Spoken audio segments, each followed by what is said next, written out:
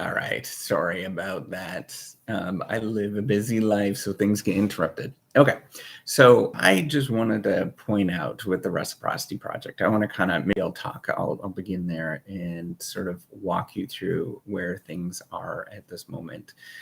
And how this all started is when I was in graduate school, when I was finishing up my PhD. So I did my undergrad in engineering, and when I finished my PhD, I was really struggling with writing. It was a really hard, difficult thing to do. So decided, I was like, well, I can build something to get feedback on our writing and to help out other people. So I started out building this platform. It's called the Reciprocity Platform. The E is written with a 3. And when I built this thing, I put it out on the internet and I realized nobody was paying attention to it. It wasn't even a thing. So what I decided to do, somebody had told me to talk on social and start talking about these things. So I started doing that, and I started putting out more and more things. And as I put out a lot of stuff, initially I was talking about the whole reciprocity project, but then I started talking about what life was like as an academic, as a researcher, as a PhD, as a professor, PhD students, all those kind of things, and realized that there is a lot of people that were struggling with it and dealing with the challenges of what we go through. So, I started openly talking about this. I started going into things about, like, yeah, you do experience a lot of depression and lots of challenges, and that you get pressures from all areas whenever you're doing a research, right? So you get pressures from um, you get pressures from above because you're not producing as much, and then you get pressures from teaching and all these kind of things. And I wanted to openly let people know and to sort of tell the experiences that we all go through so that other people understand what we're actually doing and what we're going through, and to tell a story. Because I know, so how I started out, I actually came from a family where academics was not a thing. It wasn't big. And still, I'm the only, my sister's gone to university, but it's not a big thing. And in fact, I was discouraged to go, and I decided to go because that's what I like to do, was to sort of study things. I wanted to become an engineer, and then I became an engineer. I went to a really good school, the University of Waterloo. And then after that, I decided to do a PhD because I loved ideas. I loved understanding things. So I wanted to pursue that as well. And so I pursued that. Then I realized it was way different than I was expecting. It was a lot more tougher than I was expecting. And there is a whole game to it. And so I started talking openly about how to manage a lot of these things. Now, the challenge with managing it and going through and dealing with it is, managing, a huge part of it is managing the internal struggle that you feel, and being open with the internal struggle that you feel. And the way that I've learned to deal with it, and this has been really interesting with the whole reciprocity project, is I've just been more open. And I tell people about the things that we go through. I think that's the challenge that we face, is that a lot of this stuff is hidden and nobody wants to openly talk about it because they're scared of what other people will say. And there's truth to that. I mean, it is scary to be open. But I just want other people to know that they are completely normal when they experience challenges in their undergraduate education, their graduate education, when they go and get a PhD, or just regular stuff that we go through. And going through this is not easy, as long as you know that you are a good person and you're trying to do the right thing. I think that is the thing that we need to keep coming back to, is realizing I have this belief, and it is probably ill-founded. It's probably sort of misguided, but I believe that most people are inherently good or neutral, and they struggle with things. And when they struggle with things, it comes out in anxiety. And when it comes out in anxiety, that's when they do things that are not great. And so we have this profession that deals with, so academia, the research game, doing a PhD is all about dealing with uncertainty and the challenges of dealing with not knowing what the right answers are, not even knowing if you're going to get a job, all these kind of things. It comes out in kind of not great behaviors. And so what I've been trying to do, besides building out the reciprocity platform to help us write and all those kind of things, and we're building things in there. But, just kind of normalizing the experiences that we go through so that you feel like you are normal and that you're okay. And I think as you go through this, know that it's totally normal to go through all the experiences that you go through, and you're not like somehow bad or mean or anything like that. But, you're dealing with the day-to-days of what we actually do. And as you go about dealing with the day-to-days of what you actually do, you really start understanding, that I can do this, right? And that you're not unusual, you're not weird. If you're struggling with the whole academic game, whether it's your undergrad or high school or whatever, you're totally normal. And we all go through this. We all struggle with it. Even the people that are, probably pretty well known will be struggling with it, and they don't know what the right thing to balance. One of the things that I see with doing, PhDs is that people really struggle with knowing when they should do something, when they shouldn't. And they tend to bias towards doing work and doing research all the time. And that becomes a really challenging thing inside because they kind of burn out or they don't regulate those efforts that more. And I want to normalize like that you're okay if you take breaks. You're okay if you are living a normal life. And, all of those kind of things. I just want you to know that you're okay and you're normal, and we all go through these experiences. And, it is not a linear path in any sort of way. So I don't know if there's any questions. I'm actually on YouTube Live and on TikTok Live right now. So let me know if you have any questions or anything like that. And if not, I just wanted to give you some encouragement. I wanted you to know that, that there is a lot that you can do if you just set your mind to it and keep going with that. So I have a couple of questions. One from TikTok. By the way, thanks for everybody that's paying attention and following. So do I use the Black Book of Innovation? No, I actually don't. I use a book by Melissa Schilling, who's a famous professor at NYU. So the way that academia works and academic research works is we try to validate things, and we look for valid research, and we try to study the papers that, research papers on the particular field and look to see how it does.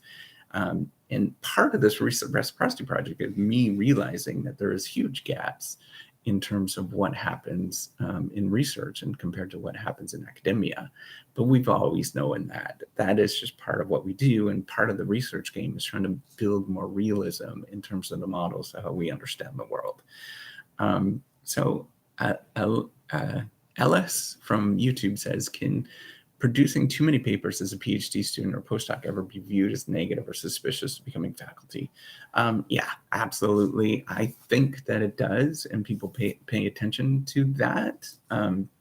However, not everybody thinks that. So it just depends on who is valuing that and who's making sense of what you're actually doing. So I think, in my view, high quality research gets a lot of traction. And there's a lot of people that try to do many papers, and it's just harder to do. But that's my own personal view, and I think people have different views on that. But I think that there is a sweet spot. If you were to produce something that were ungodly amounts of what everybody else was doing, people would be very suspicious of that and what's happening. Like as a PhD student, if you came out in my field, if you have a publication, you're doing pretty good. If you come out and you have 20, people will be very suspicious about what was going on behind the scenes. I think that's really important. So So they, and let me answer a few more things. It seems that being strong in interviews can make or break it. And yeah, it totally does. PhD interviews are really big in terms of getting that sense of, are you ready for this? Because the career is really challenging. And a lot of people don't understand what the career is about. And they get kind of stuck in that. And that's kind of what we are, it's not necessarily that we're trying to weed people out. That's not at all. It is just that we are trying to sort of say that, hey, the career is challenging. We really struggle with it. We just want to make sure everybody else is ready for how challenging it is. And we're not to say that, most people can do it, but they just have to be ready for that challenge and be ready to get going with it. I think that's an important thing. Alan says, you're keeping life's journey real through your project. Thanks. I absolutely appreciate that. That's really cool to actually say. And that's the whole point, I think, is just making it real for everybody. And so that that there's real people out there struggling with the same things you are. There is too much of this Instagramification and TikTokification, all that kind of stuff of how the world actually works. And it doesn't work that way. It's a slow and steady slog. That's hard, that takes a long time, that takes decades to actually do something. And I just want everybody to be well aware of that. And, we live in a world where it looks like it's easy to do something, and it's not. And as you get experience with doing things that are innovative, they're doing things that are maybe in a research career or whatever, you're doing an entrepreneurial venture, you're starting a business, it's a slog. And you just have to be well aware of that. James says, hello, Professor. I hope you're doing well. I am. Thanks so much. Happy New Year, by the way. It's really cool. A couple more questions on TikTok. So it says they had an innovation course at USF, so University of South Florida, and used the black box of innovation along with guest innovators. I actually don't know. And that might be not in a business school. That's a possibility. And sometimes there's innovation that's taught outside of a business school, and that's going to be different. And we take a different view. I take a view based on kind of more of the theory of innovation, and I pursue some of those things of kind of navigating away from that and being more storytelling as I get more experience with the Reciprocity Project. As you can see, I'm probably getting better at storytelling, so everybody knows what it's actually like. And obviously having people that have done innovation in the past is good, but at the same time, there's a reason why we actually study things. This is the story behind medicine. There's an art and science to medicine, right? So people have studied medicine for many years and they have understanding of how it works, but then you also need to have that sort of application behind actually doing that. And I think those combined are really, really useful to understand the world. So what area of innovation is your focus? I study medical devices primarily, but I study lots of different things at this moment. And I study primarily how to learn from failure and how we deal with failure. So well aware of all the things that people go through and how to deal with it. And, the way that my take on failure at this point, my take on learning for this, from how we understand it is completely different from what is going on and how we understand it in terms of the research. The research sort of talks about reinforcement learning and talking about, rewards and stuff. But I am much more just on a lot of stuff at this point. I'm becoming a lot more attuned to being kind, being generous, being empathetic, understanding people, those kind of things, and more of the therapy way of dealing with failure is probably a more effective way to manage and to learn and to deal with the things that we deal with on a day-to-day basis. Thanks so much. So it says, that's amazing. I'm last year in med school, interesting crossroads. Yeah, absolutely. I've studied the medical device industry for many years now, for decades, and it's really interesting. And it's an art and science in how this is done, right? There's a lot of people that study or that understand that. As you get into it, there's a whole bunch of science behind medical devices and medicine and stuff, but there's a lot of art to it as well, where there was a lot of people just kind of figuring it out as they're going, as you probably know. James writes, I'm a PhD student in banking. That's really cool. I have a question for you. Why can't PhD students publish top quality journals when some of these PhD students could be highly clever than a normal assistant professor? Why not? You could do it. I don't see why the problem, anybody can publish research, right? That's the thing that you need to understand, is that the world is open to it, and you can submit, but the chances of you actually getting through the review process, if you are not understanding it, is very difficult. And it's very much a learned skill.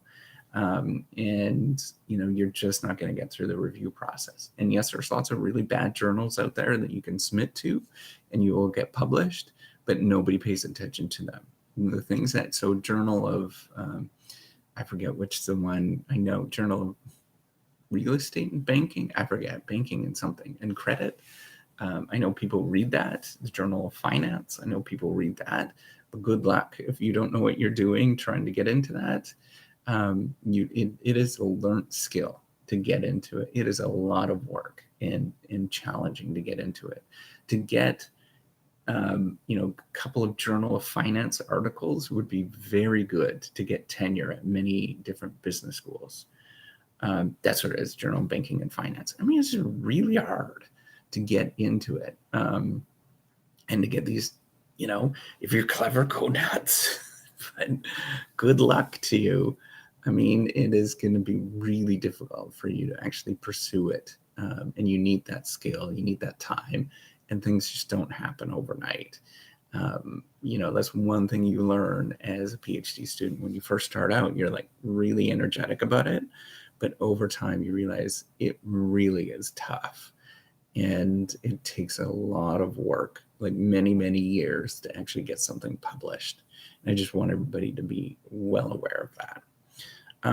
So, hey, bro, just watch your video saying ChatGPT broke university. Can you? Oh, yeah. Thanks, bro.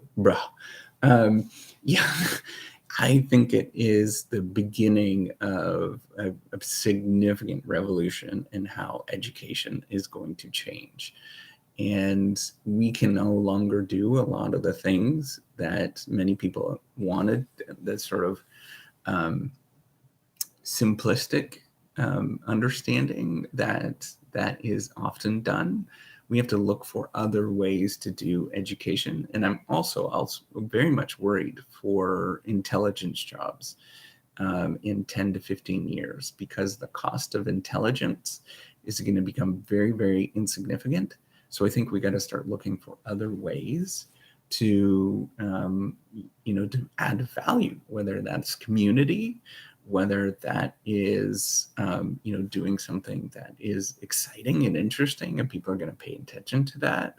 That there is a lot, it's going to be very different in 10 to 20 years. Just as if I was to say 10 to 20 years ago, the university system was way different because we didn't have, the internet, for example. We didn't have social media. We didn't have a lot of different things. So I think it very much is a distinct shift in education at this point, because artificial intelligence is now mainstream. And it's easy to use for normal, regular, everyday people. And that's where that shift is going to actually happen. And so I think it very much broke university the way that we understand it and how we're going to do it going forward. And so we have to become creative in how to deal with this. It doesn't mean, I'm not saying like universities are bygone. I think that's the silliest thing I've ever heard. If you just look at any research, on average, more education really does lead to better outcomes in many different ways. However, that is different for everybody, right? We can't make that prediction for everybody.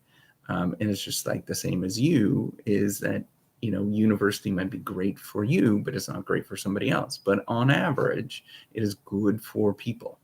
But here's the thing: with ChatGPT becoming a big, significant part of our life, that means we are going to have to shift a lot of economic activities that we do towards something that adds value above and beyond what machines can actually do. And whether that is, this is where it gets tricky. I'm thinking like even 20 years ahead, robots are going to become very significant parts of our lives. And so we have to think about, okay, what do we do that's good, right? Having empathy. And robots can actually have empathy now, or we're getting to that point where it's becoming like that. And that is a challenging thing that I think we're going to have to struggle with. And I don't know where we are at this moment, and what's going to happen with that. So hopefully that answers your question. One more thing. So one more question. Two more questions. So what do you think about article publishing charges? I think they're terrible. I think that I understand the value, but I also incentivizes really weird behaviors. So that's the challenge that we actually face. So another person asks, it's still minutes boggling. It's still mins boggling for me. I can actually use a computer to complete my computer science homework. That it's remarkable. And we're going to have to really, I think what's going to happen is what we're doing is like, so if you can imagine economic productivity going like this, and there'll be a jump, and it'll be like this, and it'll continue to grow quite rapidly. And that jump is going to, a lot of this stuff is kind of the mindless, boring things, debugging and things like that is going to be done by artificial intelligence for now. But I think in a decade, and in a couple decades, who knows? I think that there's going to be some really amazing breakthroughs as we start using artificial intelligence more. What does that mean for, economic jobs? Or I don't know.